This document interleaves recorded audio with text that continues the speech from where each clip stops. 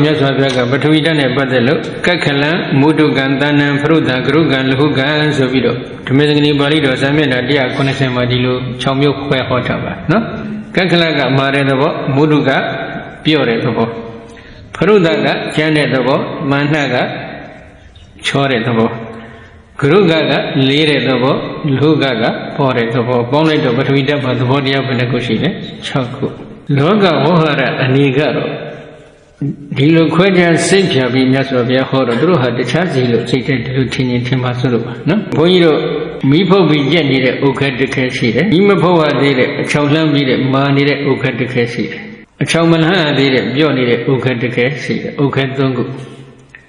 အလဲကောင်မှာ6နေတဲ့ဥက္ခကိုရှိပြီးတော့ဟိုဘက်ကမိဖုတ်လို့ကြက်နေတဲ့ဥက္ခနဲ့အလဲကောင်က6နေတဲ့ဥက္ခဒီနှစ်ခုဘယ်သူကမာလဲလို့မေးရင်မိဖုတ်လို့ကျက်သွားတဲ့ဥက္ခကမာတယ်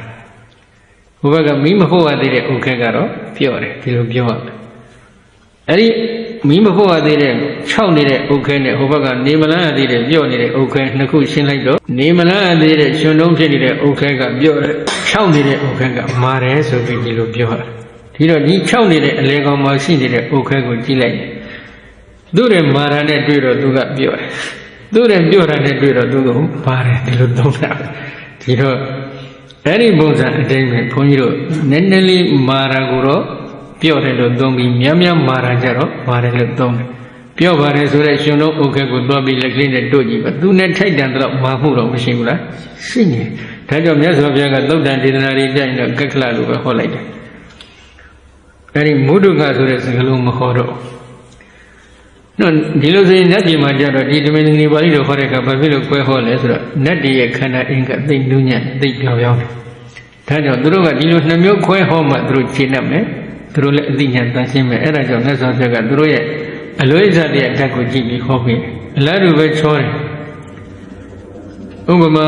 ဘုန်းကြီးတို့ကြီးခင်းထားတဲ့အထည်ဝတ်နဲ့ခါမဝတ်ထားတဲ့လုံကြီးနဲ့ဘယ်ရင်ကချောတယ်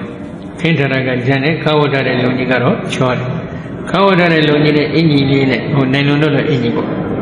ခါဝတ်ထားတဲ့လုံကြီးနဲ့နိုင်လွန်တော့အင်ကြီးနဲ့နှိုင်းရှင်လိုက်တဲ့အခါခါဝတ်ထားတဲ့လုံကြီးကကျန်းတယ်နိုင်လွန်တော့အင်ကြီးကချောတယ်ဖြစ်သွားတယ်ခါဝတ်ထားတဲ့လုံကြီးကဟိုဘက်ကခင်းထားတဲ့ကော်စောတို့လိုအခင်းနဲ့ရှင်းကြည့်လိုက်တော့သူကချောနေတယ်ဟိုနိုင်လွန်တော့လည်းအင်ကြီးနဲ့ရှင်းလိုက်တော့သူကကျန်းသွားတယ်ဒါကြောင့်သိကျမ်းတာကြတော့ကျမ်းတယ်လို့သုံးပြီးနည်းနည်းကျမ်းတာတော့ချောတယ်လို့သုံးတာပဲကျမ်းတာနဲ့ချောတာလည်းအတူတူပဲအလားတူပဲလေးတာနဲ့ပေါ်တာပုံစံတူပဲသိလေးလုံးတဲ့အခါကျတော့လေးတယ်လို့သုံးပြီးနည်းနည်းလေးတာကြတော့ပေါ်ပေါ်လေးပါကွာဆိုပြီးဒီလိုသုံးတယ်သူ့မှာလည်းသူနဲ့ထိုက်တန်တဲ့အလေးတွေမရှိဘူးလားရှိနေပါတယ်နော်ဒါကြောင့်သုတ်တန်ဒေသနာတွေရောက်ရင်တော့မြတ်စွာဘုရားကကက္ခလခရိကတကျမ်းတဲ့မာတဲ့သဘောကျမ်းတဲ့သဘောနှစ်ခုပဲဟောတယ်ကျမ်းတာတွေဆက်ပြီးတော့မဟောတော့နော်ကဲအဲ့ဒီပထဝီဓာတ်မှာသဘောတရားကပေါင်းလိုက်မယ်ဆိုရင်6မျိုးမာကျန်လေးပြောချောဖို့ဆိုပြီးသဘောတရားဘယ်နှခုလဲ6ခုအာဘောဓာတ်ကြတော့ပက္ခရဏလက္ခဏာ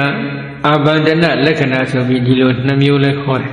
တချို့နေရာမှာပက္ခရဏလက္ခဏာတချို့နေရာမှာအာဘန္ဒနလက္ခဏာဆိုပြီးခေါ်တယ်ပက္ခရဏလက္ခဏာကယူစည်းတဲ့သဘောအာဘန္ဒနလက္ခဏာကဖွဲ့စည်းတဲ့သဘော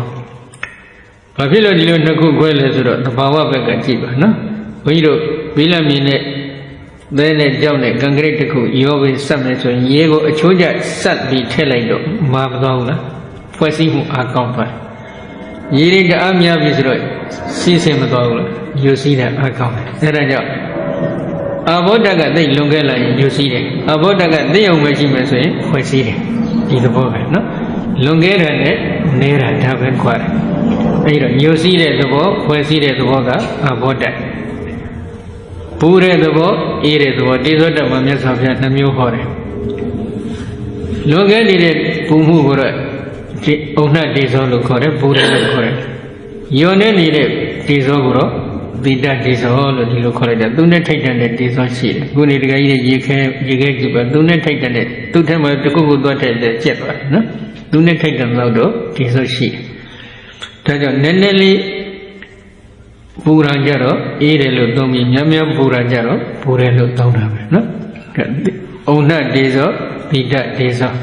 နောက်ဝါယောဓာတ်ကြတော့ ဝိဓမ္မနလက္ခဏာသမုဒိရဏလက္ခဏာဆိုပြီးတချို့နေရာမှာတော့လက္ခဏာအနေနဲ့ပဲသုံးတာလည်းရှိတယ်လက္ခဏာရတ္တပစ္စုပ္ပန်ပရထဘိကြတော့ဝိဓမ္မနထောက်ကန်တဲ့သဘောကိုတော့လက္ခဏာလို့သုံးပြီးတော့သမုဒိရဏကိုတော့တွန်းကန်တယ်လို့ဒီလိုသုံးတယ်ရတ္တလို့သုံးတယ်နော်လက္ခဏာလို့လည်းသုံးပါတယ်နော်ဒါကြောင့်ထောက်ကန်တဲ့သဘောတွန်းကန်တဲ့သဘောကဝါယောဓာတ်ပေါင်းလိုက်တော့သဘောတရားဘယ်နှခုဖြစ်သွားလဲ12ခုနော်မာကြံလေးပျော်ချောဖို့6ခုရိုစီဖွဲ့စီ2ခုပူအေး2ခုထောက်တွန်း2ခုပေါင်းလိုက်တော့12ခုအဲ့ဒီ12ခုကိုမြင်အောင်ကြည့်ရမှာဖြစ်တယ်